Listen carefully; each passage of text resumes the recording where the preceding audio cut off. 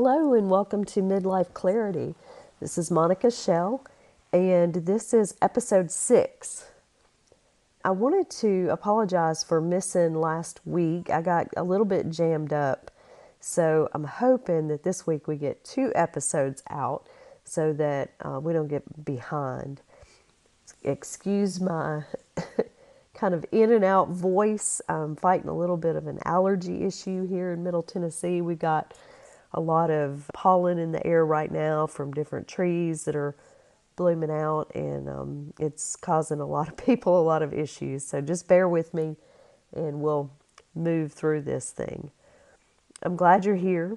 We're working on making sure that you can get exactly what you want out of your next chapter, because the crisis is not mandatory. And that's why we call this Midlife Clarity.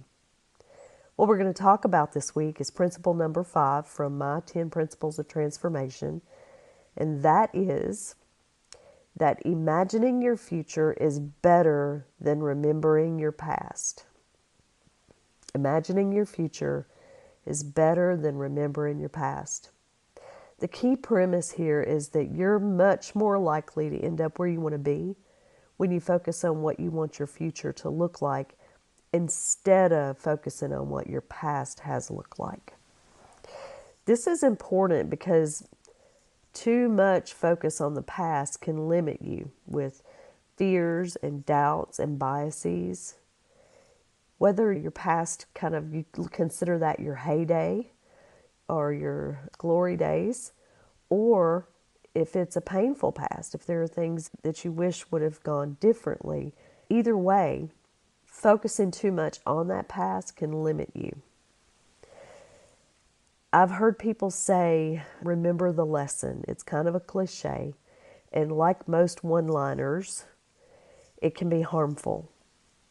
A lot of people say, I may forgive the person, but I remember the lesson, or something like that. A one-liner like that leaves too much room for interpretation. It could mean to one person, don't ever try anything new again because look how that turned out. A better thought process is that we learned how to be better because we tried something new. That's the lesson. We learned how to come from a mindset of abundance instead of fear and lack. The other reason that it's important is related to what I like to call the limping dog principle. So if you have a dog, or if you've ever had a dog, if you've ever had one hurt their leg in some way, and I did. I had this old beagle that strained its leg. And really, she didn't do anything overtly to injure it. She was old and she probably laid on it wrong. That's what happens to me. Sometimes I lay wrong or sit wrong and hurt my leg. But anyway, she had strained her leg. She wouldn't put any weight on it, and she started using her other leg to compensate. And after a couple weeks, I noticed that she was still doing that. I took her to the vet and she was fine. I had taken her early on and then I took her back. Her leg was a lot better. There wasn't any kind of injury. The inflammation was down. But she was still limping, and we finally decided it was just habit. It was comfortable. It was easy. It had been working. Our brains want easy. And so if there's something that's comfortable and we get used to it, we tend to just keep going that way. Maybe we even find that the other side that we're favoring, in her case, the other leg gets stronger because it's getting used. So how we do it as humans, we have these coping mechanisms that worked in the past to protect an injury or to guard against getting wounded.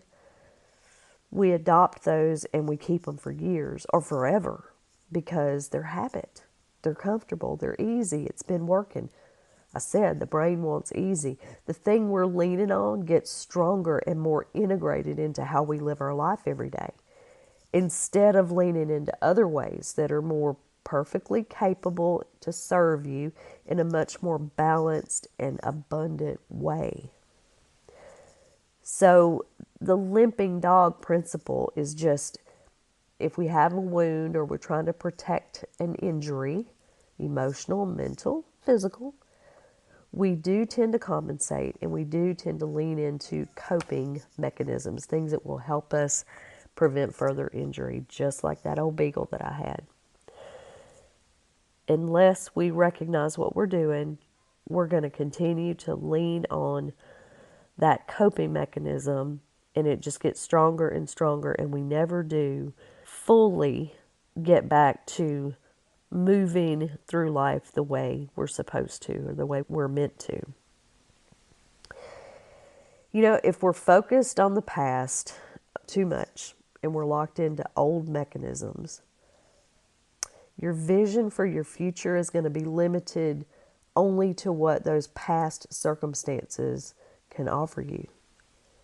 When you have those limitations, you're going to continue the same patterns and stay stuck instead of moving forward into the life that you really want. You have to allow yourself to envision the life that you really want. And that's what we're working on here. You know, as part of this whole mission for Midlife Clarity is to help you get everything you want out of that next chapter. And that's what we've been talking about almost every week here. The things that might keep you from being able to envision that future for yourself. You have to be able to envision it. What might keep you from envisioning that future is a belief that you have no imagination. We've talked about this. A lot of people that I have coached will have trouble imagining or envisioning a future that they really want, what they want their life to look like, what's going to bring them joy, what's going to make them happy, what's going to make them feel like they're living their life to their fullest and really leaning into their purpose. And they'll tell me, I just don't have any imagination. And my answer to that is, do you have any trouble creating scenarios in your head about why your boss or your spouse wants to talk? Or why your friend didn't return your text? Or why your work group went to lunch without you? We've talked about this before. If you are able to imagine all the bad things that might be reasons why these things happen, you do have an imagination. You just have to decide whether you're going to leverage it or let it hold you hostage. You might also think that the life that you really want is too big, too out of reach, or maybe it's not available to somebody like you. And I'll ask you, is that really true, or is that just what you've been conditioned to believe? Who told you that? What led to you believing that? And some of that belief clearing that we worked on in earlier weeks is going to help you reframe that circumstance to give you other possibilities as reason for the situation. You've latched on to a belief that isn't serving you, a belief that what you really want, the way you want to be living, the life you want to live, the scenario you want for yourself is out of your reach. It's too big. Not for you. And I want to know if that's really true, or if this is a belief that you're holding on to because of a seed that was planted a long time ago. You might even think that it's too late in your life and you've wasted too much time. How many times have you seen the story about the 70-something woman who started weight training and bodybuilding in her 50s? I know that story has gone around and around on social media and everywhere else. I think I saw her on a morning show like Good Morning America or something. What about the retirees who become mountain climbers? I mean, there's tons of examples. A popular one, especially right now with the swimsuit issue photographs that came out, Martha Stewart. I mean, she built a catering business in her 30s. She was nearly 50 when she signed a deal to develop Martha Stewart Living magazine. And look at the other things that she's accomplished, not the part about going to prison, but the rest of it. Vera Wang did not start designing clothes professionally until she was 39. Up to then, I think that she was a fashion journalist. Ray Kroc, here's a name that you may not even know. Ray Kroc was 51 when he stumbled on a little chain of hamburger stands, and he went to the McDonald brothers with an idea to take it big. Leo Goodwin, in 1936, at the age of 50, founded Geico in Washington, D.C. because he saw an opportunity to deal with customers directly. saving them all the money that traditionally went to brokers. He changed the way insurance was sold and dealt. Unlike a lot of businessmen back then, he also worked closely with his wife, Lillian, and they built up and ran that company.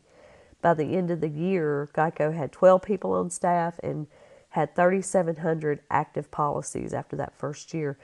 Today, they've probably got 27,000 people or more and over 14 million policyholders. I give you all those examples just to plant some seeds in your mind about what is really possible for you at, quote, this age. And I want you to really give your mind some free rein to think about what you want your life to look like. This is going to be a short episode, but really powerful if you'll take this and think about what is a perfect day for you. Not necessarily how things are now, but if you'll just describe for yourself, write it down. What does the perfect day look like for you? That will open up some doors and windows for you to be able to look through and help you start to zero in on what you want life to look like. Because what we're really focusing on here at the very beginning of all this is, how do you want to feel? How do you want to be moving through life? How do you want to feel? How do you want to spend your time? Who do you want around you? What is it that's going to have you feeling like you are living into your purpose every single day? You might not know the answer to that question, but I bet you know how you want to feel. I bet you know and understand the basics of what you want your days to look like and feel like. So take some time, write it down. What's your perfect day look like? And when you get that done, or if you want to just talk about it, come on into the Telegram chat group for Midlife Clarity. Let us know what you come up with. Let us know if you broke through any of these kind of barriers that you set for yourself. And let's see if through discussion and community and conversations, we can help you turn the corner into starting to create the life that you really want in this next chapter. Remember, what we're going for is helping you get exactly what you want. And we're after midlife clarity because the crisis is not mandatory.